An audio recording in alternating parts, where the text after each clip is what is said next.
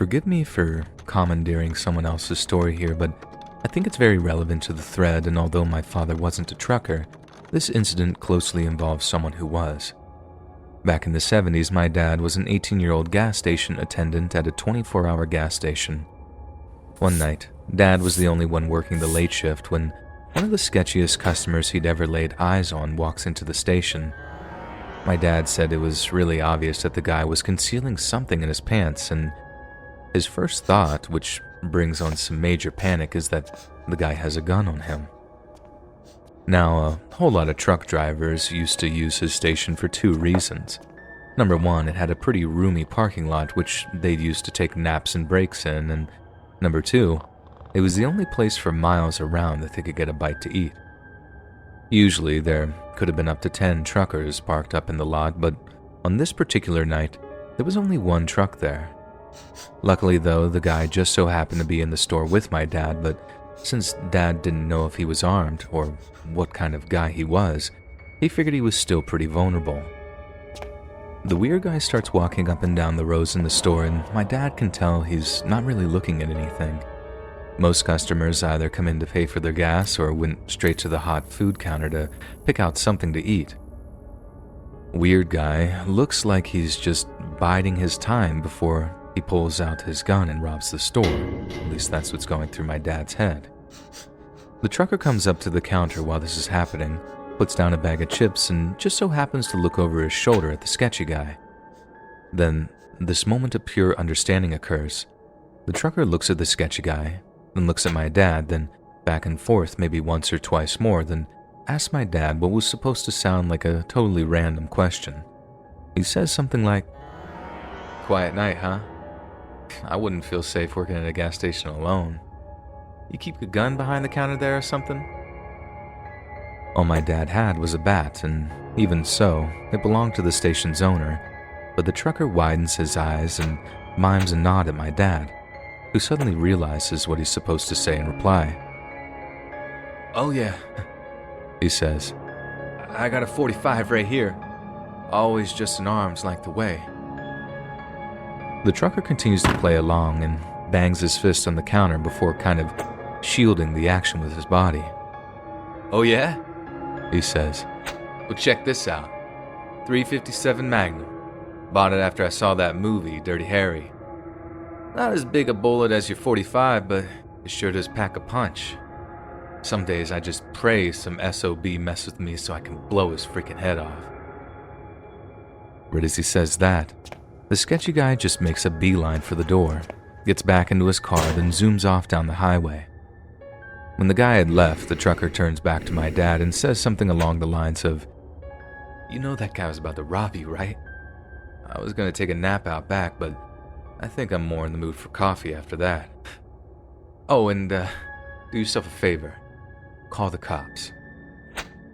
My dad says he always figured guardian angels would be all cherubic, half-naked winged ladies that descend playing harps or whatever. He didn't figure they came in the form of some hairy trucker who smelled like he hadn't showered in 3 days. But as he puts it, every day is a school day. The guy spent the entire rest of his break hanging around the store, making conversation with my dad until the cops showed up and my dad could file a report. The trucker confirmed the story too, backing my dad up when he said it looked like the sketchy guy had a gun stuffed in the back of his pants. Then get this, right in the middle of talking to the cops, both of their radios start buzzing, and they run out of the gas station, get into the patrol car, and speed off down the highway with their lights and sirens on. The trucker responds, "I hope our friend and his gun didn't find the trouble they were looking for." Only, they had. My dad said he read in the newspaper the next day that the very same guy, based on the description in the paper, had walked into another gas station about 10 miles down the highway. But unlike my dad, the clerk in that station hadn't been so lucky. The guy was the actual owner and operator of the station who tried to resist the robbery and ended up paying with his life. From what my dad could tell, the sketchy guy pulled his gun, the station owner went for his, and the sketchy guy just pulled the trigger. Boom. Killed him behind his own counter. Now, my dad obviously didn't have a gun, but he said he was panicking just watching the guy walking around the store. If that was him getting robbed by someone with such an itchy trigger finger, he might have made a wrong move or something and bam. I literally wouldn't even be around today to write this. I think the sketchy guy ended up getting the death penalty too. That or died in some shootout with the cops. Maybe even the same cops who attended my dad's call. I can't quite remember which, but Dad always mentions him getting what he deserved whenever he tells the story. Now, I don't have to tell you how glad I am of that too, because even though it's so surreal to me, the idea of someone actually hurting my dad is just on a whole other kind of rage that I would feel.